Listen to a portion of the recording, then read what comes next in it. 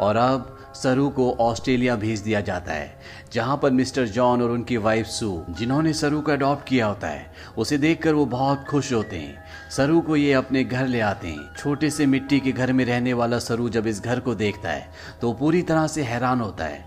साथ ही साथ वो बहुत गुमसुम भी होता है, क्योंकि ये देश, यहाँ की हवा, मिट्टी सब सरू के लिए पूरी तरह से नए हैं।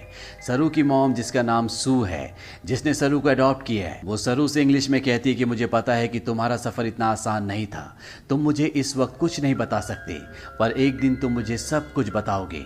सरू धीरे धीरे इनकी भाषा, इनका रहन सहन सीखना शुरू कर देता है। बहुत जल्द वो इन सब के साथ कंफर्टेबल हो जाता है। मिस्टर जॉन और उनकी वाइफ सू सरू से अपने बेटे की तरह प्यार करती है। वो उसकी ज़िंदगी में किसी तरह की कोई कमी नहीं होने देते।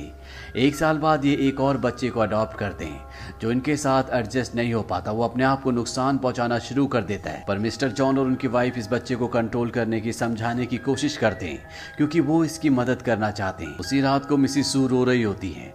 सरू उनके पास जाता है, उनके आंसू पोंछता है और उनके गले से लग जाता है, यानी कि अब उसने पूरी तरह से उन्हें अपनी मॉम मान लिया है। धीरे धीरे वक्त बीतता और 20 साल बीत जाते हैं। सरू अब बड़ा हो चुका है। मिस्टर जॉन और उनकी वाइफ, जो सरू के मॉम डैड है, उनको सरू पर गर्व होता है। वो होटल मैनेजमेंट की पढ़ाई करने के लिए मेलबॉर्न जा रहा होता है। वो अपने उस भाई से भी मिलता है जिसे मिस्टर और मिसिस जॉन ने सरू के बाद अडॉप्ट किया था, लेकिन ये दोनों एक दूसरे को पसंद नहीं करते। सरू अब होटल मैनेजमेंट की इंट्रोडक्टरी क्लास में पहुंच जाता है, जहां पर सब अपने बारे में बताते हैं। सरू कहता है कि वो अपना होटल खोलना चाहता है। साथ ही वो ये भी बताता है कि वो इंडिया में कैलकाटा से है। इसके बाद यहाँ पर जितने भी स्टूडेंट्स होते हैं, वो सब के सब हाउस पार्टी रखते हैं, जहाँ पर सरू भी जाता है। यहाँ बहुत सारे इंडियन स्टूडेंट्स भी होते हैं, इसीलिए यहाँ पर खाने में बहुत सारा इंडियन फूड होता है। और सरू जब वहाँ पर जलेबियाँ देखता है तो उसे बचपन का वो लम्हा याद आ जाता है, जब उसने अपने भाई गुड्डू से जलेबी खाने के लिए कहा था, और जवाब में उसके भाई गुड्डू ने कहा था कि वो उसे जलेबी जरूर खिलाएगा। सरू ने कहा था कि एक दिन वो सारी जलेबी खरीद लेंगे।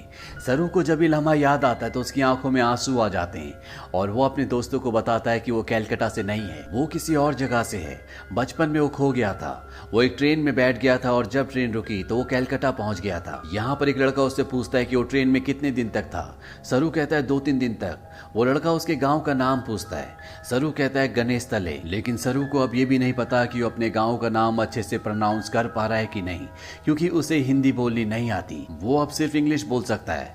यहाँ पर एक लड़का उससे कहता है कि कैलकाटा के हावड़ा ब्रिज से, जहाँ पर तुम बचपन में पहुंचे थे, अगर वहां से हम टाइम और ट्रेन की स्पीड को कैलकुलेट करें और वापस जाएं तो हम तुम्हारे गांव के आसपास के रेडियस में पहुंच सकते हैं। यहाँ पर एक लड़की उसे गूगल अर्थ के बारे में बताती है। वो कहती है गूगल अर्थ के सहारे तुम दुनिया की